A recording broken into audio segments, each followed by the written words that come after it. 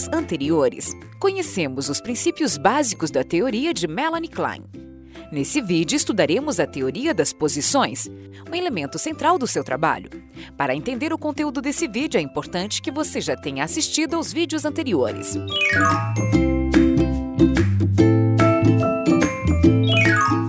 Klein entende que os bebês estão envolvidos em um conflito constante entre as pulsões de vida e de morte, ou seja, entre bem e mal, amor e ódio, criatividade e destruição.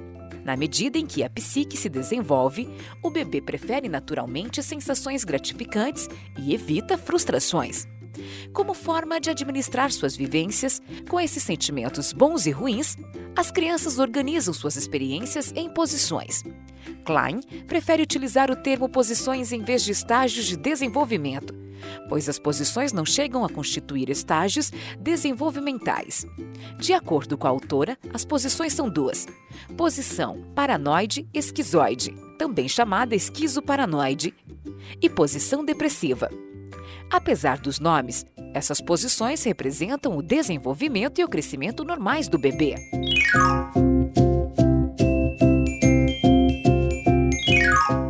Nos primeiros meses de vida, o bebê entra em contato com os chamados seio bom e seio mau. Mas o que isso quer dizer? Bom, o bebê tem emoções ambivalentes em relação ao seio materno por conta das pulsões de vida e morte. Ele deseja controlar o seio, devorando-o e guardando-o dentro de si.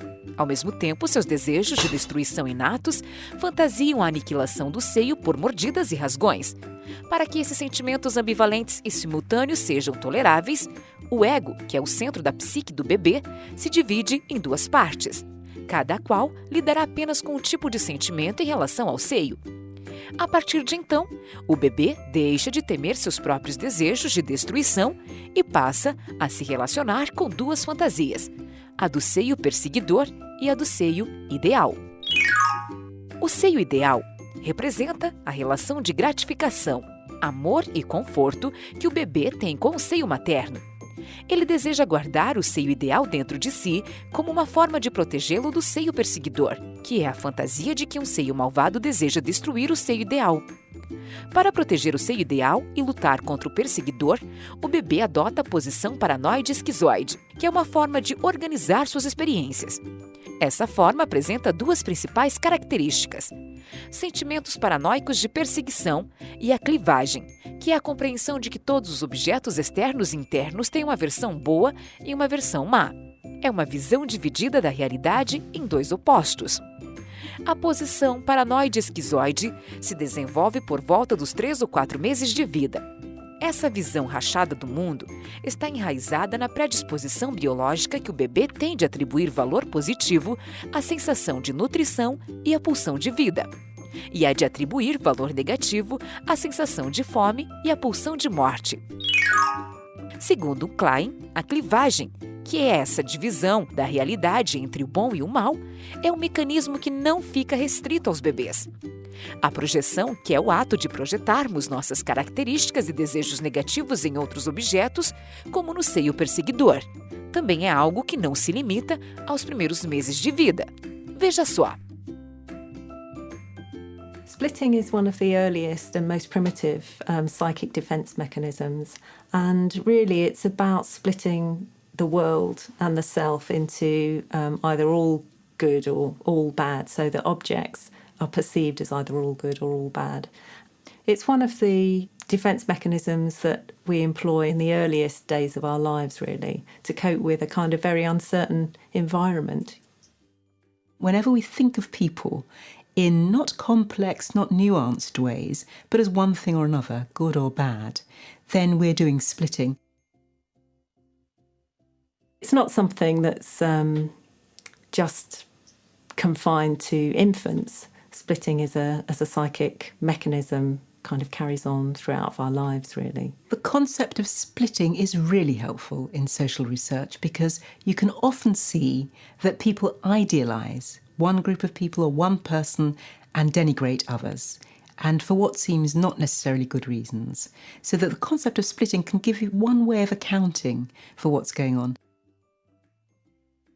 Projection is a psychic defense mechanism that's useful in defending us from difficult knowledge that we'd rather really not know about ourselves. And those might be kind of thoughts or feelings or attributes of the self that set up conflicts. And here I'm referring to things like hatred or envy, greed, weakness or dependence or incompetence, stupidity, or unacceptable desires. In order to unconsciously defend ourselves against the anxiety that knowledge about the self could produce, we can literally expel those parts of the self into an object that's kind of over there. Now, that object could be a person, but it could just as easily be a thing or a place or even a political party or an ethnic group, a racial group, or a whole country. When they're placed out of our way, then we can punish them and revile them safely because now they belong to somebody else. It is actually also possible to project nice qualities into people. Some people cannot take notions of themselves being really good at something or nice qualities. They can't stand praise, for example, and they might project those qualities also into other people and see other people as ideal. But it's quite common to project very bad qualities into other people. And for social psychoanalytic research, we need to be aware of the concept so that we can see when people's accounts are not straightforward, because they frequently aren't, but are affected, for example, by these twin processes of splitting and projection. Por meio do 5º ou 6º mês, o bebê começa a unir os aspectos ambivalentes dos objetos externos e perceber que o bom e o mal podem existir em um único objeto. Por essa época, o bebê começa a desenvolver uma visão mais realista da mãe e a notar que ela é um ser independente dele e que tanto pode ser boa quanto má. O ego, que é o centro da personalidade, começa a amadurecer ao ponto de conseguir tolerar seus próprios desejos de destruição em vez de projetá-los em objetos maus. Por outro lado, o bebê começa a reconhecer que a mãe, esse ser independente dele, pode ir embora e desaparecer para sempre. O medo de perder a mãe faz com que o bebê deseje protegê-la, inclusive dos próprios desejos de destruição. Contudo, o ego do bebê já tem maturidade suficiente para perceber que é incapaz de proteger a mãe. E desenvolve-se sentimentos de culpa pelos desejos destrutivos que o bebê já sentiu pela mãe e que eram encarnados pelo seio mau. A posição depressiva é esse misto de ansiedade pelo medo de perder a mãe e culpa por já ter desejado destruí-la.